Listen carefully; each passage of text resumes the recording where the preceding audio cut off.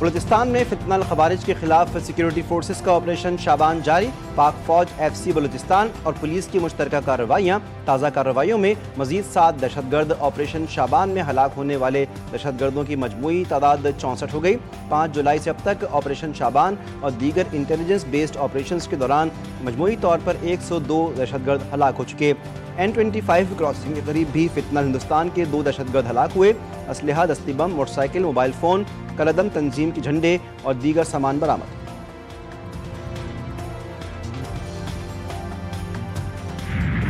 شہید رہبر اور امریکہ اور صہیونی مسلط کردہ جنگوں میں شہید ہونے والوں کے خون کا بدلہ لیا جائے گا۔ ایرانی قوم انصاف کا مطالبہ کر رہی ہے اور یہ مطالبہ ضرور پورا ہوگا۔ ایران کے سپریم لیڈر سید مجتبی خامنہ ای نے شہید رہبر کے جنازے میں ایرانی اور عراقی عوام کی بڑی تعداد میں شرکت پر انہیں خراج تحسین پیش کیا۔ اپنے ایک بیان میں سپریم لیڈر نے کہا کہ شہداء کی قربانیاں قوم کے عزم اور مزاحمت کو مزید مضبوط کر رہی ہیں۔ شہید رہبر نے امام حسین علیہ السلام کے نظریات کو اپنایا، انہی اصولوں پر زندگی گزاری، مزاحمت کی اور اسی راستے میں اپنی جان قربان کی۔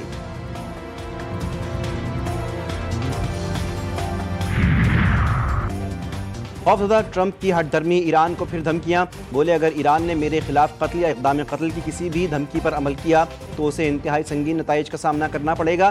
ٹرمپ نے دعویٰ کیا کہ 1000 میزائل ایران کی جانب نشانہ باندھے تیار ہیں۔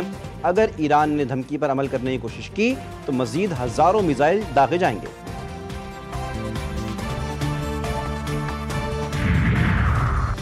ٹرمپ کا دعویٰ مسترد، ایران کا مذاکرات جاری رکھنے کی درخواست سے انکار۔ ایرانی وزارت خارجہ کے ترجمان اسماعیل بقائی کہتے ہیں کہ امریکہ سے مذاکرات کی کوئی درخواست نہیں کی گئی، البتہ قطر کی ثالثی کوششوں کے تحت قطری حکام کا دورہ ایران قبول کیا گیا تھا۔ ترجمان نے خبردار کیا کہ امریکہ وعدہ خلافی کرے گا تو متناسب جواب دیا جائے گا۔ عرب میڈیا کے مطابق قطری سفارتکاروں نے تہران میں ایرانی رہنماؤں سے ملاقات کی۔ قطری وزیر خارجہ نے کہا آبنہ ہرمز میں جہازوں کا تحفظ یقینی بنایا جائے۔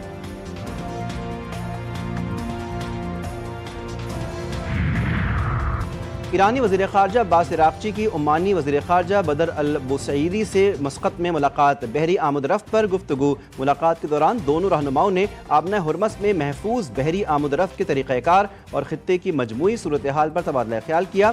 دونوں وزرائے خارجہ نے ملاقات کے دوران خطے میں سلامتی، بحری گزرگاہوں کے تحفظ اور باہمی دلچسپی کے امور پر گفتگو کی۔ امریکہ پر کوئی اعتماد نہیں، اسی لیے اپنے دفاع کے لیے ہر وقت تیار ہیں۔ اعلیٰ مذاکرات کار اور ایرانی پارلیمنٹ کے اسپیکر باقر قالیباف کا 2 ٹوک موقف، بولے دنیا جنگ کے خاتمے کی خواہاں ہے لیکن یہ سمجھ لیا جائے کہ امریکہ کے ساتھ تنازعہ ایران کے ہتھیار ڈالنے سے کبھی ختم نہیں ہوگا۔ ایران نے اپنے دفاع کی تیاری کبھی نہیں روکی۔ اگر امریکہ نے مفاہمتی معاہدے کی خلاف ورزی کی تو ایران ہر قسم کے دفاع کے لیے مکمل طور پر تیار ہے۔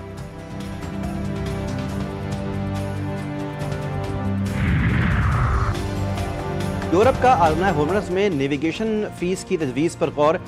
اس طرح کی تجویز کا جائزہ لیا جا رہا ہے کہ آبنہ ہرمز میں لازمی ٹرانزٹ فیس کے بجائے نیویگیشن سروسز کے عوض ادائیگی کا نظام متعارف کروایا جائے۔ غیر ملکی میڈیا کے مطابق آبنہ ملاکا اور انگلش چینل کی طرز پر نیویگیشن سروسز کے لیے مالی ادائیگیوں کا ماڈل زیر غور ہے۔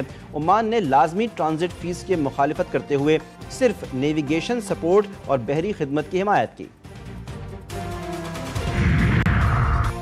ایران امریکہ تنازع پر اقوام متحدہ کی سلامتی کونسل کا اجلاس، چین کا ایران پر عائد تمام پابندیاں ہٹانے کا مطالبہ۔ چینی مندوب نے کہا کہ فوجی سرگرمیوں کا مستقل خاتمہ ہونا چاہیے، مذاکرات اور پابندیاں ختم کرنے کے لیے روڈ میپ تیار کرنے کا خیر مقدم کرتے ہیں۔ امریکی مندوب نے کہا ایران نے جنگ بندی کی خلاف ورزی کی، صدر ٹرمپ امن کو ترجیح دیتے ہیں۔ فرانسیسی مندوب نے ایران اور امریکہ کے درمیان کشیدگی میں کمی پر زور دیا، جبکہ روسی مندوب نے ایران پر الزامات کو مضحکہ خیز قرار دے دیا۔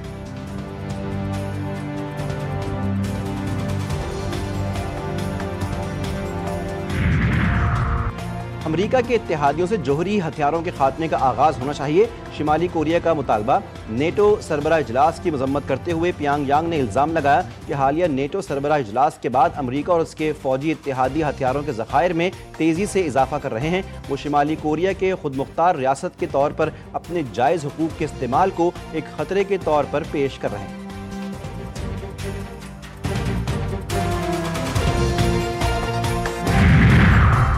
وزیر خارجہ اسحاق ڈار کا سعودی ہم منصب فیصل بن فرحان سے ٹیلی فونک رابطہ، خطے کی صورتحال پر تبادلہ خیال۔ ترجمان دفتر خارجہ کے مطابق دونوں رہنماؤں نے امریکہ اور ایران کے درمیان اسلام آباد مفاہمتی یادداشت کے باوجود کشیدگی پر تشویش کا اظہار کیا۔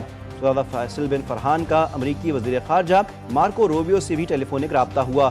دونوں رہنماؤں نے خطے کی صورتحال پر تبادلہ خیال کیا۔ اقوام متحدہ سیکیورٹی کونسل میں پاکستانی مندوب عاصم افتخار کا خطے میں کشیدگی پر اظہار تشویش، بولے کشیدگی کسی کے مفاد میں نہیں، پاکستان خطے میں استحکام کے لیے مسلسل کوششیں کر رہا ہے، ثالثی کے عمل کے دوران کسی بیان بازی سے گریز کیا جائے، پاکستان کشیدگی میں کمی کی کوششیں جاری رکھے گا۔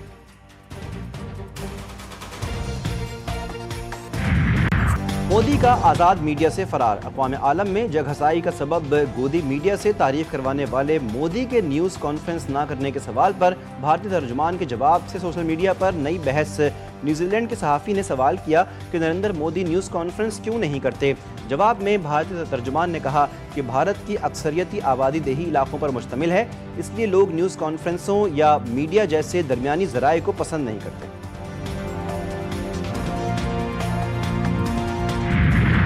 عالمی منڈی میں تیل کی قیمتوں میں اتار چڑھاؤ اور خطے میں بڑھتی کشیدگی کا اثر پاکستان پر، مہنگائی کی چکی میں پسے عوام پر ایک اور وار، پیٹرولیم مصنوعات کی قیمتوں میں بڑا اضافہ، پیٹرول 13 روپے 18 پیسے فی لیٹر مہنگا، نئی قیمت 310 روپے 71 پیسے ہو گئی، ہائی سپیڈ ڈیزل کی قیمت میں بھی 13 روپے 80 پیسے فی لیٹر اضافہ کیا گیا، نئی قیمت 323 روپے 30 پیسے فی لیٹر مقرر، پیٹرولیم لیوی میں 9 روپے 36 پیسے کا اضافہ، پیٹرول پر عائد لیوی ایک مرتبہ پھر سے 80 روپے فی لیٹر تک پہنچ گئی، مٹی کے تیل کی فی لیٹر قیمت میں 11 روپے 19 پیسے کا اضافہ، نئی قیمت 242 روپے 33 پیسے ہو گئی۔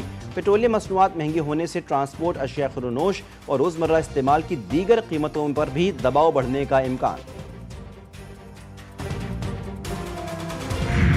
مشرق وسطی کی موجودہ صورتحال کے باعث عالمی منڈی میں تیار پیٹرول مہنگا ہوا، جس کی وجہ سے پاکستان میں بھی قیمت بڑھی۔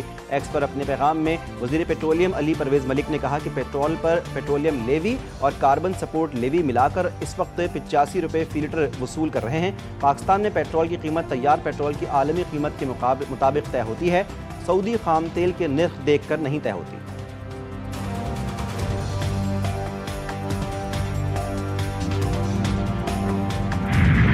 بم ایران پر گرتا ہے مگر پھٹتا یہاں پیٹرول کی صورت میں ہے۔ اس وقت عوام پیٹرول پر لیوی کی مد میں 80 روپے اور ڈیوٹی کی مد میں 20 روپے فی لیٹر ادا کر رہے ہیں۔ سابق نون لیگی رہنما مفتاح اسماعیل نے نیوز کانفرنس میں کہا، حکومت پیٹرولیم مصنوعات پر بہت زیادہ ٹیکس لے رہی ہے، جس سے پیٹرول کی قیمتیں کم نہیں ہو رہی۔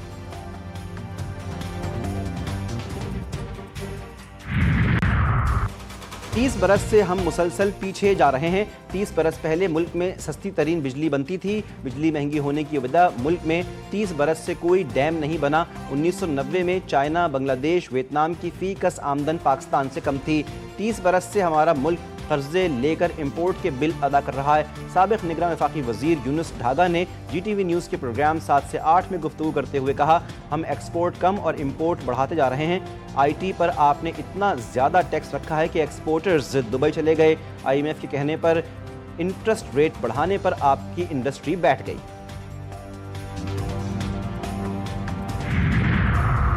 سندھ حکومت قدرتی آفات سے نمٹنے کے لیے مکمل تیار ہے۔ سندھ کے سینئر وزیر شرجیل میمن کہتے ہیں کہ پاکستان کو سیلاب سمیت دیگر موسمی خطرات کا سامنا ہے۔ چیلنجز سے نمٹنے کے لیے وفاق اور سندھ میں رابطہ خوش آئند ہے۔ قدرتی آفات سے نمٹنے کے لیے جدید ٹیکنالوجی کا استعمال ناگزیر ہے۔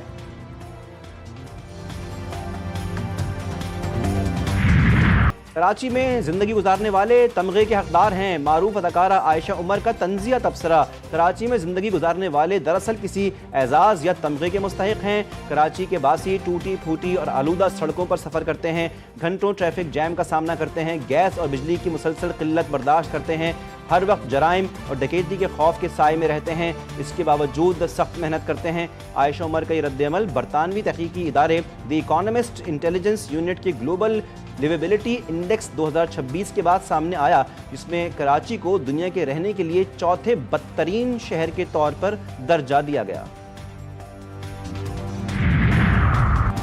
کراچی بار ایسوسی ایشن کے انتخابات، عامر نواز وڑائچ 2063 ووٹ حاصل کر کے تیسری بار صدر منتخب، جی ایم کورائی 948 ووٹوں کے ساتھ دوسرے نمبر پر، نائب صدر کی سیٹ پر عزیر علی خان 893 ووٹ لے کر کامیاب قرار پائے، نذیر حسین 805 ووٹ لے کر دوسرے نمبر پر رہے۔ سندھ میں دہشت گردوں اور سہولت کاروں کے خلاف کریک ڈاؤن تیز کرنے کا فیصلہ، وزیر اعلیٰ سندھ مراد علی شاہ کی زیر سربراہی اجلاس ہوا، صوبے کی مجموعی امن و امان اور سیکیورٹی صورتحال اور کراچی سمیت صوبے بھر کی سیکیورٹی تھریٹ میٹرکس اور انسداد دہشت گردی کی تیاریوں کا تفصیلی جائزہ لیا گیا۔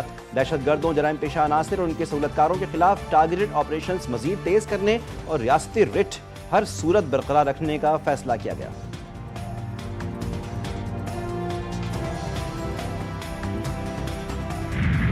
سندھ حکومت کی غفلت سے آٹے کا مصنوعی بحران، گندم کی غیر قانونی ذخیرہ اندوزی کے خلاف کارروائیاں شروع، شکارپور، گمبٹ، کنڈیارو اور مٹیاری میں ضلع انتظامیہ اور محکمہ خوراک کے گوداموں پر چھاپے، ہزاروں بوریاں گندم برآمد، کئی گودام سیل۔ ملیشیائی جھیلوں کے پھٹنے کا الرٹ جاری، پی ڈی ایم اے کے مطابق شدید گرمی اور آئندہ ہفتے متوقع تیز بارشوں کے باعث گلیشیئرز کے تیزی سے پگھلنے کا امکان، گلیشیائی جھیلوں کے پھٹنے، اچانک سیلاب اور لینڈ سلائڈنگ کے خطرات میں اضافہ ہو سکتا ہے۔ اپر اور لوئر چترال، سوات، بحرین، اپر دیر، کوہستان اور مانسہرہ کی ضلع انتظامیہ کو پیشگی حفاظتی اقدامات یقینی بنانے، حساس گلیشیائی علاقوں میں ہائی الرٹ رہنے کی ہدایت جاری کی گئی۔ راولپنڈی اور اسلام آباد کے مختلف علاقوں میں گرج چمک کے ساتھ موسلادھار بارش، مری اور کوہوٹا میں بادل خوب برسے، لاہور میں بھی جل تھل ایک، پنجاب اور کے پی کے مختلف شہروں میں بارش، بادل مزید برسیں گے، محکمہ موسمیات کی پیشگوئی۔